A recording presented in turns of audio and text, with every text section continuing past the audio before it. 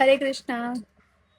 तो एक कविता है कि एक अनजान जगह, शांत हवाएं, विहग की आवाजें और दरख्तों का आश्वासन, उलझनों से भरा मन और ना जवाबी का वो डर।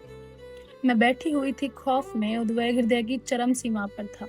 सवालों के ख्यालों ने मानो जैसे जीते जी अपाहिज कर दिया मुझे। समझ ही नहीं आ रहा था करना क्या चाहिए मुझे।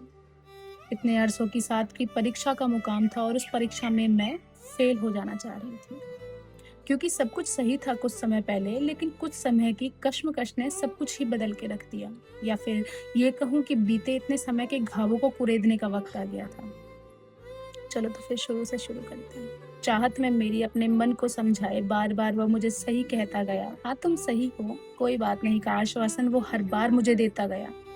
समझाता गया हर बार मुझे वो सही गलत का फासला, हर बार ही वो अपने पक्ष मेरे आगे रखता गया। मैं ठहरी प्रेम की मारी, सोचा प्रेम में अलहदता थोड़ी ना आती है। लेकिन जब अंतरे का पहला अक्षर पढ़ा, तब समझ आया कि चाहत तो अलहदता की ही समानार्थ है। सब कुछ बुलाने का फैसला एक झटके में कर लिया गया, या कुछ समय की योजना के साथ नई बातों के संयोग का इंतजार किया गया। प्रथा की बातों पर सवाल बनाया गया और उन सवालों में दोषी प्रेम को ठहराया गया। क्या कर सकती थी मैं समझने के अलावा, क्योंकि समझाते समझाते तो मैं हार ही मान ही चुकी थी।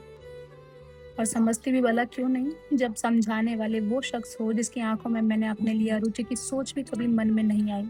वो आज मुंह फेर अपना आजाद पंछी बना फिर रहा है। समझ नहीं आता ये वीरान विवशता कैसे चाहत पर भारी पड़ जाती है। कैसे शुरुआती दौर अंतिम कहानियों की किताब बन जाता है, कैसे सब अलग हो जाता है। कैसे शुरुआती दौर की कहानियां कहानियां ही रह जाती हैं। Thank you everyone.